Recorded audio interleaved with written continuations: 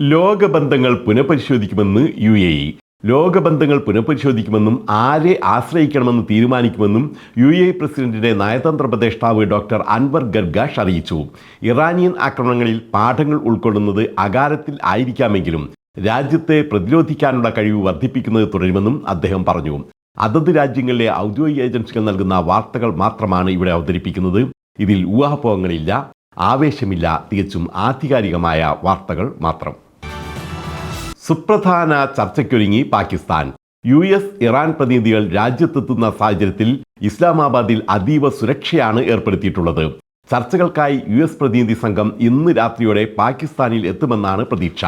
Vice president JD vans, പ്രത്യേക ദൂതൻ Steve Witkoff, Donald ട്രംപിന്റെ മരുമകൻ ജാരഡ് കുഷ്ണർ എന്നിവരാണ് US പ്രതിനിധി സംഘത്തെ നയിക്കുന്നത്.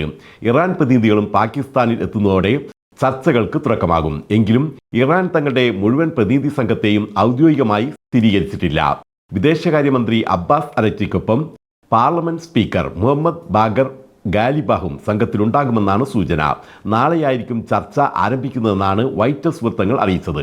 15 ദിവസം വരെ ചർച്ചകൾ തുടരുമെന്നാണ് ഇറാൻ നൽകുന്ന സൂചന. ഹോർമൂസ് കടലിടുക്കിലെ വാഗ്ദാനങ്ങൾ ലംഘിച്ചതായി ഇറാൻ. ലെബനനുമായി വെടിനിർത്തൽ ഇല്ലെന്ന് ഇസ്രയേലും അറിയിച്ചു. ഹിസ്ബുള്ളയെ പൂർണ്ണമായും തുടച്ചു നീക്കുമെന്നാണ് ഇസ്രയേൽ അറിയിച്ചത്. ഇതോടെ US-ഉം ഇറാനും തമ്മിലുള്ള 2 ആഴ്ച നീണ്ടു നിൽക്കുന്ന വെടിനിർത്തൽ അനിശ്ചിതത്വത്തിലായി.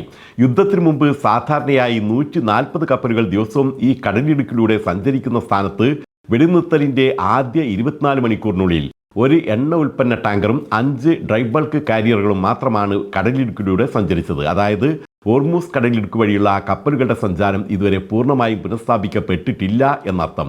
ഇസ്രയേലിന്റെ ലെബനൻ ആക്രമണമാണ് ഇതിന് കാരണമെന്നാണ് ഇറാൻ കുറ്റപ്പെടുത്തുന്നത്. അതേസമയം വെടിനിർത്തൽ ഉണ്ടായിരുന്നിട്ടും ഇറാന്റെ ഡ്രോണുകൾ തങ്ങളുടെ സുപ്രധാന കേന്ദ്രങ്ങൾ ആക്രമിച്ചതായി കുവൈറ്റ് ആരോപിക്കുന്നുണ്ട്.